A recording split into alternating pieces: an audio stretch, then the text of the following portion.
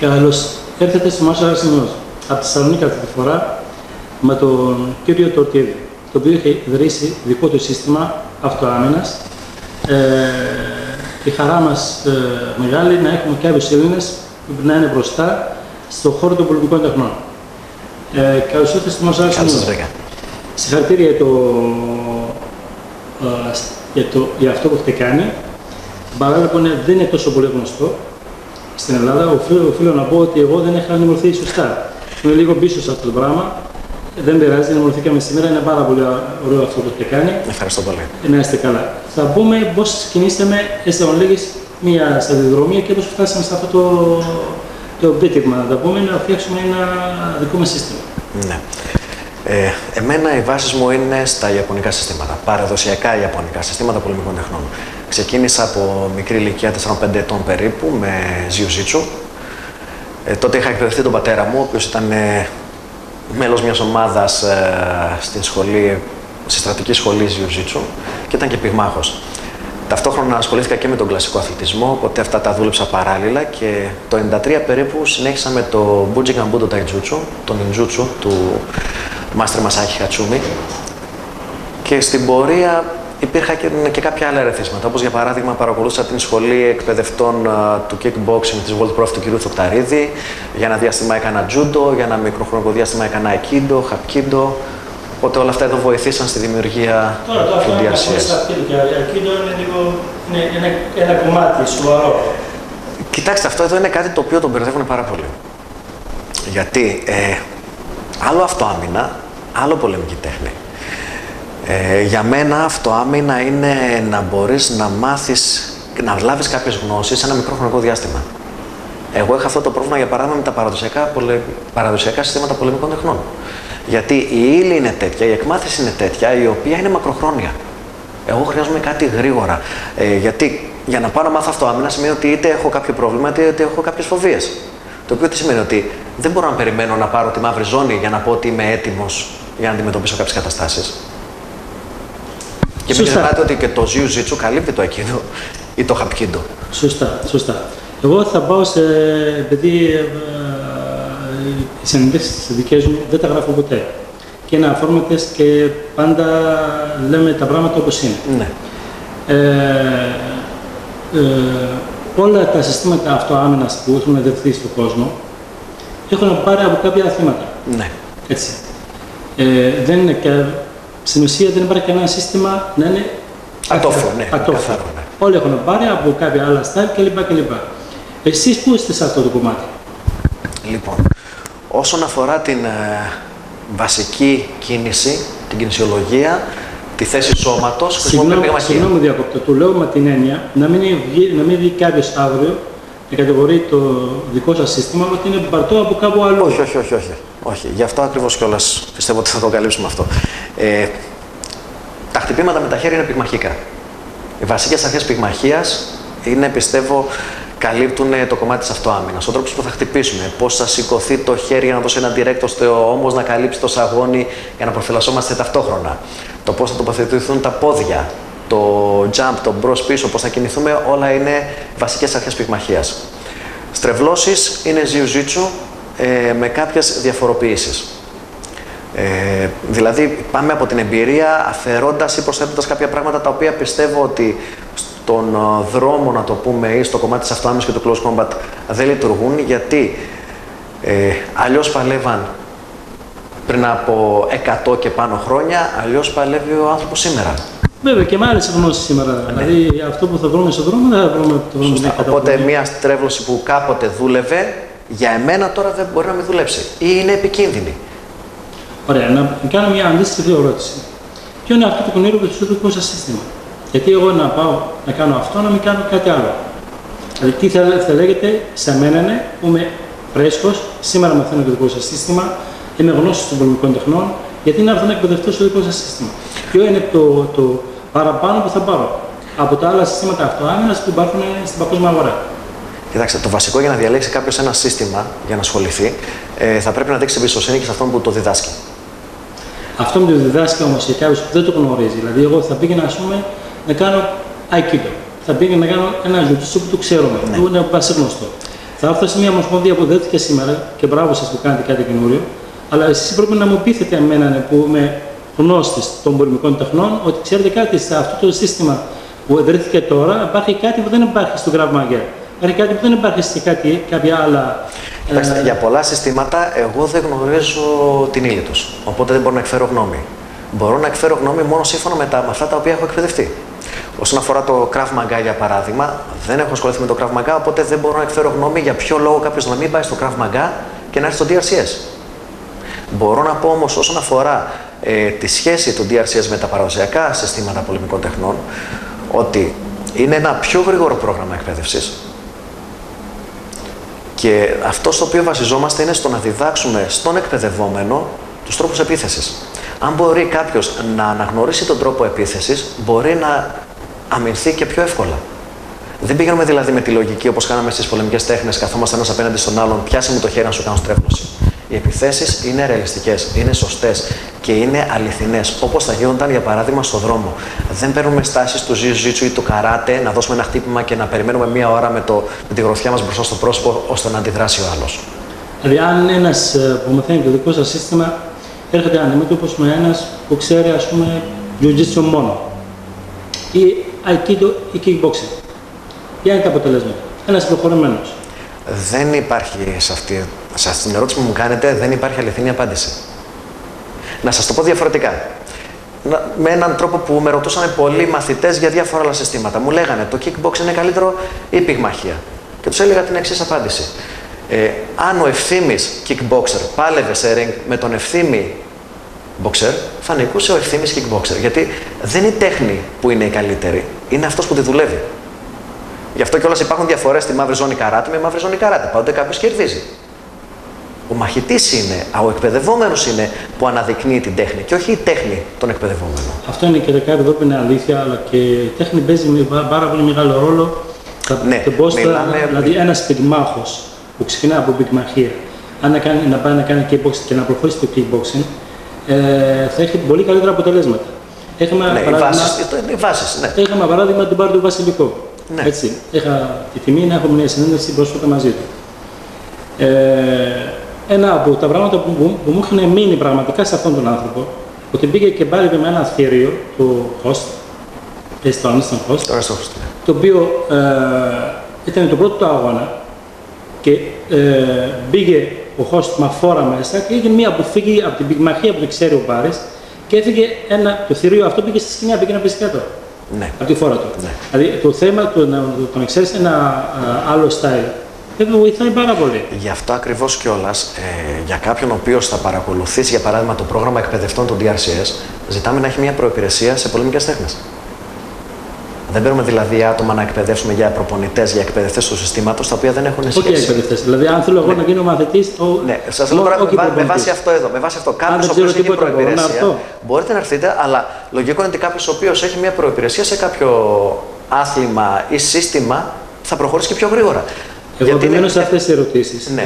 Προσπαθώντας να βγάλω την είδηση, να τα πούμε έτσι. Γιατί αυτές οι ερωτήσεις θα τα κάνει οποιοδήποτε ακούει ένα σύστημα. Απλώς προσέξτε τώρα το εξής. Πάτε να μου συγκρίνετε, για παράδειγμα, έναν αθλητή του jiu-jitsu με έναν εκπαιδευόμενο του DRCS. Είναι ανώμια πράγματα. Το οποίο τι σημαίνει? Εμείς αυτό που διδάσκουμε στους μαθητές μας είναι ότι η καλύτερη άμυνα είναι η αποφυγή της συμπλοκής. Δεν μπαίνουμε σε ένα ring να παλέψουμε. Κάνουμε αυτοάμυνα και κοντινή μάχη. Δηλαδή, εμπλεκόμαστε μόνο όταν χρειαστεί. Αν δεν μπορούμε να αποφύγουμε δηλαδή τον αντίπαλό μας. Αυτή η βάση κριτική των αυτοάμυνας. Τώρα, όταν όμως πάμε να πούμε ότι θα παλέψουμε, είναι κάτι το ανώμιο. Είναι σαν να βάζω για παράδειγμα, τι να σας πω, κάποιον δρομέα να συναγωνιστεί κάποιον άλτη. Είναι αντίθετο. Γιατί εμείς βασιζόμαστε όχι στην επίθεση που θα κάνουμε εμείς, αλλά στην επίθεση που θα κάνει ο άλλος. Εμείς αντιδρούμε σε μια επίθεση. Στη δύναμη των άλλων. Ναι. Δηλαδή παίρνουμε εμείς. Εμείς είναι αμυντικό σύστημα. Έτσι. Είναι τακτικές μάχες. Οπότε, αν βρεθούμε αντιμέτωποι με κάποιον, θα περιμένουμε ο άλλος να κάνει το πρώτο βήμα. Την επίθεση. Έτσι. Και θα βασιστούμε σε διά του επίθεση για να ανταποκριθούμε εμείς στη συνέχεια με τις δικές μας τακτικές. Πάρα πολύ όμορφα. Ποια είναι τα σχέδιά σας τώρα για να προχωρήσουμε? Τι είναι αυτά που τα κάνει στην Ελλάδα? Ξεκινάμε από την Ελλάδα και να δούμε ποια είναι τα σχέδια για το εξωτερικό. Λοιπόν, έχουμε ένα σύστημα που γεννείται στην Ελλάδα, είναι πάρα πολύ όμορφο, ακούγεται πάρα πολύ όμορφα για μένα τουλάχιστον. να έχουμε κάποια πράγματα πιο ιδιαίτερα, έτσι, και να μπορούμε να το προχωρήσουμε παρακάτω. Ξεκινώντας από την Ελλάδα, τι έχουμε κάνει μέχρι τώρα? Λοιπόν, καταρχήν πήραμε την πιστοποίηση του συστήματος το 2010 από την Παγκόσμια Ομοσπονδία Αυτοάμυνας. Μάλιστα. Ταυτόχρονα είχαμε πάρει μέρος και στο πρώτο παγκόσμιο πρωτάθλημα αυτοάμυνας που έγινε, της Ομοσπονδίας, στο οποίο κατακτήσαμε σύνολο 8 μετάλλια. Το ένα από αυτά ήταν το χρυσό. Το 2010 στο Πανευρωπαϊκό Πρωτάθλημα πήραμε 5 χρυσά μετάλλια σε κάθε κατηγορία της ISDO, και στις μοντέρνες τεχνικές και στις extreme και στις παραδοσιακές. Και το 2012 στο τελευταίο παγκόσμιο πρωτάθλημα που έγινε πήραμε πάλι 3 χρυσά και 4 χάλκινα. Αυτό όσον αφορά, ευχαριστώ πολύ, όσον αφορά το αγωνιστικό κομμάτι. Έχουμε κάνει σχολές προπονητών με αποτέλεσμα να έχουμε τμήματα από την Αλεξανδρούπολη ως και στο Ρέθυμνο. Τώρα τον Απρίλιο θα γίνει και η νέα σχολή προπονητών της Ομοσπονδίας με άνοιγμα στα Ιωάννινα, στο Βόλο, στη Λάρισα και καινούργια τμήματα Πειραιά και Αθήνα. Πολύ όμορφο. Πολύ όμορφο. Πάρα πολύ ωραία. Ξαπλώμα το βλέπω πάρα πολύ γρήγορα. Όσον αφορά το εξωτερικό, είχαμε κάποιες προτάσεις από Κουβέιτ, από Ντουμπάι, είχαμε από τον Μάστερ και πολύ καλό φίλο αδερφό τον Ισμαήλ Ραντράν. Μεγάλος προπονητής, μεγάλο ταλέντο. Μεγάλο όνομα και στο kickboxing και στο Κογουαταλράμι. Περιμένουμε τώρα πότε θα ξαναβρεθούμε. Και μεγάλο όνομα και σαν προπονητής. Έχει μία από τις μεγαλύτερες ομάδες στη Μέση Ανατολή. Δηλαδή το γνωρίζω προσωπικά, το ξέρω πάρα πολύ καλά. Αυτός ο άνθρωπος είναι πολύ τάλαντος. Πολύ δύσκολο σήμερα να μπορείς να καταφέρεις να είσαι και αθλητής και μάλλον πρωταθλητής και προπονητής. Αυτός έχει καταφέρει και τα δύο και είναι πάρα πολύ δύσκολο. Και μάλιστα και έχει πολύ καλή ομάδα. Ναι. Και όσον αφορά πέραν του προπονητή και σαν αθλητής, αλλά πάνω απ' όλα σαν άνθρωπος, έχει φοβερή ψυχή. Τον έχω δει σε αγώνα στο Πανευρωπαϊκό, σε Κογουαταλράμι, να είναι τραυματισμένος με ένα φοβερό τραύμα στον προσαγωγό. Δεν είχα πάρει τίποτα. Ναι. Που τελείωσε τον αγώνα. Σε σημείο που τον έβλεπα ότι πονούσε και παρόλα αυτά δεν σταματούσε. Που κάποιοι άλλοι άνθρωποι θα λέγανε όχι, δεν μπορώ γιατί θα τραυματιστώ και μπορεί να έχω προβλήματα στην μετέπειτα μου. Μεγάλη ανοχή. Ναι. Είναι φανταστικός. Είναι πάρα πολύ καλός άνθρωπος. Το έχω πολύ μεγάλη εκτίμηση. Είναι όπως το λέτε. Δηλαδή, τυχαίνει που το γνωρίζω και εγώ πάρα πολύ καλά. Είναι όπως το λέτε. Ναι. Είναι και ταλέντο. Μετά είχαμε μία πρόταση από τον κύριο Ράμζι από το Ντουμπάι, ώστε να κάνουμε και εκεί μία παρουσίαση, εκπαίδευση, σεμινάρια. Αυτό είναι μεγάλη προσωπικότητα σαν προπονητής. Ναι, και πολύ καλός άνθρωπος πάλι. Και έχουμε κάποιες προτάσεις μετά από Βέλγιο, Ολλανδία, Αγγλία, Γερμανία. Έχω πάρει μήνυμα από την Ομοσπονδία Παγκρατίου της Γεωργίας. Και περιμένουμε σιγά σιγά να υλοποιήσουμε κάποια σχέδια και στο εξωτερικό. Αυτό το θέμα του Παγκρατίου είναι λίγο πονεμένη ιστορία. Ναι. Δυστυχώς ακούμε ότι η Ομοσπονδία κάνει χώρα και εδώ δεν ακούμε τίποτα. Δηλαδή πρέπει να ξυπνήσουν οι άνθρωποι της Ομοσπονδίας και αυτό είναι μήνυμα, γιατί την αγαπάμε αυτή τη χώρα και πρέπει το Παγκρατίο είναι από τα παλιότερα αθλήματα. Και κρίμα που είναι εκεί που είναι. Κρίμα. Πρέπει να κάνουμε Έπρεπε να ήταν καταρχήν Ολυμπιακό άθλημα. Πρέπει να κάνουμε κάτι. Αφού βλέπετε αθλήματα που βγαίνουν χθες και προχωράνε. Ναι. Αυτό το άθλημα σχεδόν από τα αρχαιότερα αθλήματα στον κόσμο και είναι, δεν ξέρω τι φταίει, οι άνθρωποι του πρέπει να κάνετε κάτι ή τι κρίμα. Ναι. Λοιπόν, τώρα όσον αφορά για τα μετέπειτα σχέδια, έχουμε το 2014, Φεβρουάριο ή Μάρτιο, θα κάνουμε το πρώτο Πανελλήνιο Πρωτάθλημα DRCS, το οποίο σαν διοργάνωση είναι το DRCS, αλλά θα έχουν δικαίωμα να πάρουν από όλους τους συλλόγους της Ελλάδας, από όλα τα συστήματα να πάρουν μέρος, βαδίζοντας με τους κανονισμούς του DRCS. Το οποίο θα είναι αυτοάμυνα, ξεχωριστά για πολίτες, ξεχωριστά για σώματα ασφαλείας, για στρατό και close combat. Και όταν λέμε ξεχωριστά, εννοούμε σύμφωνα με το τι επιτρέπει η νομοθεσία ο καθένας να κάνει. Κάθε στέλνει έχει τη δικά του νομοθεσία, ναι. Και ο αντρετή του μπορεί να κάνει ό,τι καλύτερο για αυτό. Ναι. Αυτό που νομίζει. Ωραία, ας πάμε σε κάποια άλλα θέματα να μπούμε στον χώρο των πολεμικών τεχνών. Να απλατείνουμε την κουβέντα λίγο, να μην την κάνουμε λίγο πιο τόσο ιδιωτική όσο αφορά το δικό σας κομμάτι. Πώς το βλέπετε το χώρο των πολεμικών τεχνών σήμερα στην Ελλάδα? Ο χώρος των πολεμικών τεχνών, καταρχήν, το λατρεύω.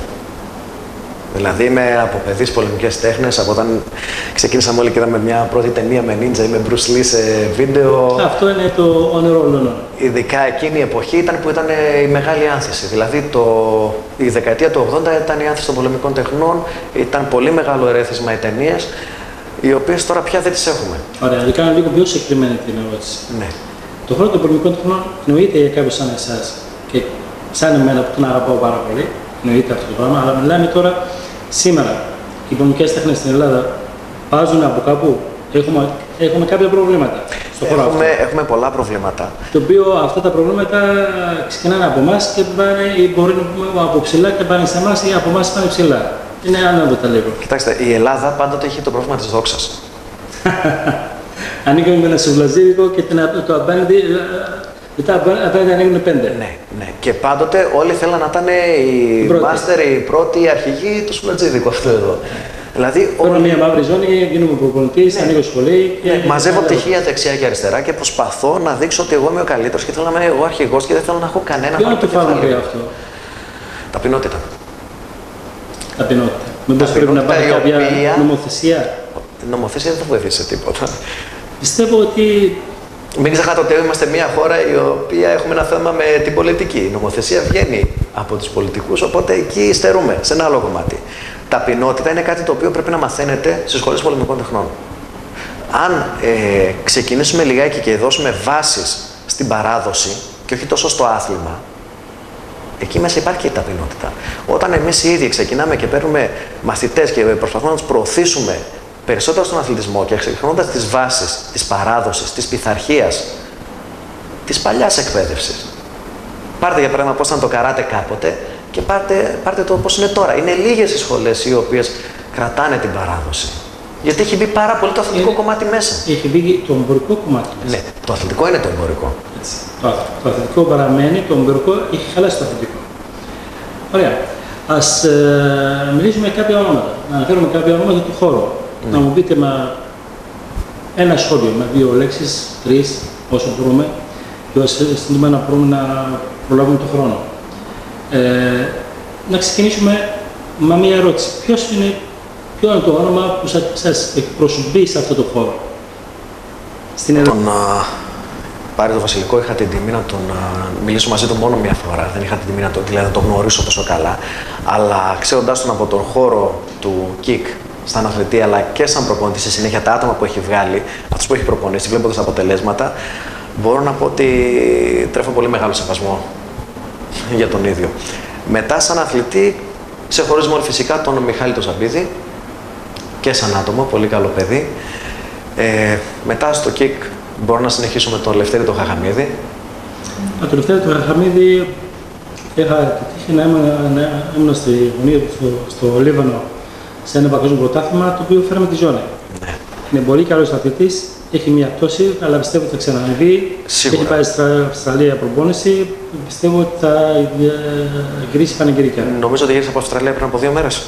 Πριν λίγες μέρες. Ναι, ναι. Οπότε, κοιτάξτε, το καλό με τον Λευτέρη είναι ότι είναι πολύ καλό παιδί, φιλότιμο και όταν δίνεται σε κάτι, ειδικά το kick που το αγαπάει, πιστεύω ότι τα αποτελέσματα θα είναι θριαμβευτικά. Και για τον ίδιο, αλλά και για αυτούς που τον υποστηρίζουν. Μετά, όπως προανέφερα, είχα την τύχη να προπονηθώ, να εκπαιδευτώ στο kickboxing από τον κύριο Θορταρίδη, σχολή προπονητών της World Profi που παρακολούθησα. Οπότε μπορώ να πω ότι είναι πάρα πολύ καλό σε αυτό που κάνει. Το τεχνικό κομμάτι δηλαδή που μας έδειξε το kickboxing, ό,τι γνώσεις και να είχε κάποιος, πιστεύω ότι έδωσε κάτι παραπάνω. Και μετά, όσον αφορά τις παραδοσιακές πολεμικές τέχνες, μπορώ να πω ότι στο Bujinkan-Budo, το Taijutsu, στο Ninjutsu, ένας υπέροχος δασκάλος, πάρα πολύ καλός στο κομμάτι αυτό εδώ, είναι ο κύριος Κανάκης Κωνσταντίνος από την Κρήτη. Στη Θεσσαλονίκη, στο Aikido, ο κύριος Ματζάρης φυσικά, που έχει αφήσει όνομα. Και κάτι παραπάνω δεν μπορώ να πω όσον αφορά την Ελλάδα, γιατί στον χώρο που ήμουνα και εγώ δεν είχα την άνεση να μιλήσω με πάρα πολλά άτομα, να γνωρίσω πολύ κόσμο, πέραν φυσικά και της τελευταίας επαφής που είχα με το Kyokushin, με τον κύριο Στεφάνου στο Βόλο και τον γιο του τον Μάριο, Με τον κύριο Στεφάνου συνεργαστήκαμε στο κομμάτι στο DRCS, κάναμε σεμινάρια στο Βόλο στη σχολή του και ο Μάριος είναι μαθητής μου στο DRCS εδώ στη Θεσσαλονίκη, γιατί είναι στα ΤΕΦΑ εδώ στη Θεσσαλονίκη, οπότε έχουμε και αυτή την επαφή. Όσον αφορά για το εξωτερικό, τα αστέρια του kickboxing και του Muay Thai φυσικά είναι από τα πρώτα, ας πάμε από παλιά δηλαδή με τον Diamond Decker στο Muay Thai που ήταν και από τις εποχές όπως είπαμε τις δικές μας, ο Ernesto Hust, ο Andy Hag. Οι οποίοι έχουν έρθει στην Ελλάδα. Εμείς στην χώρα στην Decker έχουν έρθει στην Ελλάδα. Έχουν έρθει 2 φορές. Μια φορά τους έχει φέρει, νομίζω, η Καστάνδρα Κρατηδική ο Φωταρίτης και η άλλη φορά τους έχει φέρει ο Θεοφάνος ο Γιάννης στην Αθήνα σε μια διοργάνωση που έχει κάνει. Και ένας που μου είχε κάνει πολύ παλιά εντύπωση, ειδικά τον έβλεπα από παιδί, ήταν ο Rob Kaman. Ο Rob Kaman είναι ο θρύλος, είναι αυτός που είναι ο δάσκαλος ολονών. Ναι. Δηλαδή, ο Rob Kaman είναι θρύλος του kickboxing, του Q1. Παραμένει. Ναι. Δεν υπάρχει κάποιος να το προσπαράσει. Όχι, όχι. Είναι το θρύλος του kickboxing. Και μάλιστα στον τελευταίο του αγώνα στο K1 που είχα δει, έπαιζε με έναν Λευκορώσο και ενώ τον είχε πάρει στα σημεία ο Λευκορώσος, ήταν ο τελευταίος αγώνας του Rob Kaman. Του είχαν δώσει τον τίτλο, αλλά γύρισε και έδωσε τον τίτλο κατευθείαν στο Λευκορώσο γιατί έλεγε ότι αυτός κέρδισε και όχι εγώ. Αυτοί είναι άθλητες. Ναι. Αυτοί είναι άθλητες. Αυτό είναι μία που μιλήσαμε για την ταπεινότητα προηγουμένως. Σε μια συνέντευξη που το θρύλο το δικό μας, το βασιλικό, έλεγε εγώ η τιμή μου είναι να παίξω με το host, αλλά εγώ είμαι εδώ και ο host είναι εκεί. Και του λέει ένας άνθρωπος που έχει φτάσει τόσο πολύ ψηλά. Είναι ταπεινός. Δηλαδή, ενώ βλέπεις κάποιους άλλους, εγώ είμαι πρωταθλητής Ελλάδος. Ο καλύτερος. Εντάξει. Δηλαδή, όταν βλέπεις τέτοιους ανθρώπους, και του βελληνικού, όπως είναι το Rob Kaman, όπως είναι ο Μπάρης ο Βασιλικός, να μιλάνε με αυτόν τον τρόπο και να ενεργούν με αυτόν τον τρόπο, παίρνεις πολλά μαθήματα. Ναι. Και πιστεύω ότι αυτό είναι το καλύτερο μάθημα που μπορούμε να πάρουμε όλοι. Πάντα υπάρχουν χαμένοι και νικητές. Γι' αυτό και όλα αυτά τα άτομα ξεχωρίζουν και σαν προπονητές μετά, σαν εκπαιδευτές. Γιατί έχουν αξίες που μπορούν να περάσουν στους μαθητές τους. Τυχαίνει πολλές φορές, για παράδειγμα, κάποιος ο οποίος να είναι φοβερός αθλητής, αλλά μην είναι καλός εκπαιδευτής. Εντάξει, αυτά συνήθως τα δύο δεν βαδίζουν μαζί, αλλά. Κι όμως, άτομα σαν τον Μπάρη το Βασιλικό βαδίζουν. Ναι. Ή σαν τον κύριο Στεφάνο στο Κιόκουσιν. Που όταν ήμουν παιδί είχα δει μια φοβερή σκηνή, ήταν σε ένα παγκόσμιο πρωτάθλημα και βλέπω έναν αθλητή να δίνει ένα μαβασιγκέρι, ένα ουσίρο μαβασιγκέρι, ένα γυριστό περιστρεφόμενο λάκτισμα στο κεφάλι του αντιπάλου του, πέφτει κάτω και γυρνάει, κάθεται σε σέιζα, κάθεται στα γόνατα, με γεσμένη την πλάτη μετά όπως έπρεπε, το εθιμοτυπικό στον αγώνα. Και αυτή η σκηνή με είχε εξετάρει τόσο πολύ που έλεγα τι φανταστική σκηνή ήταν αυτή εδώ. Όταν κατέβηκα την πρώτη φορά κάτω στο Κιόκουσιν στον κύριο Στεφάνου, βλέπω αυτή τη φωτογραφία σε μια εφημερίδα. Λέω αυτή η φωτογραφία, μου λέει εγώ είμαι από τους αγώνες. Εκεί τρελάθηκα, λέω. Αυτός είναι. Ναι, το λέω αυτή τη στιγμή και ανατριχιάζω και εκείνη τη στιγμή δηλαδή τα συναισθήματα ήταν τα ίδια. Δηλαδή, οπότε είναι κάποια άτομα οι οποίοι είναι Έλληνες, οι οποίοι πιάνουν και την ερώτηση για το παγκόσμιο στερέωμα. Ο κύριο Στεφάνου για μένα ήταν, ειδικά όταν το γνώρισα και είδα και τι άνθρωπος είναι, ενθουσιάστηκα. Είναι απίθανος άνθρωπος και σαν αθλητής και σαν προπονητής. Μακάρι να έχουμε και άλλους και άλλα τέτοια πρότυπα, χρειαζόμαστε, γιατί έχει πάρει λίγο το μυαλό μας αέρα και χρειαζόμαστε λίγο προσγείωση και να μπορούμε να πάμε καλύτερα. Έτσι, οι δυνατότητες υπάρχουν, απλά χρειαζόμαστε λίγο καθοδήγηση από ανθρώπους τέτοιου ελληνικού. Σωστά. Λοιπόν, σας ευχαριστώ πάρα πολύ. Εγώ ευχαριστώ, Μιχάλη. Και εσύ εύχομαι κάθε επιτυχία. Ευχαριστώ πολύ. Να είστε καλά.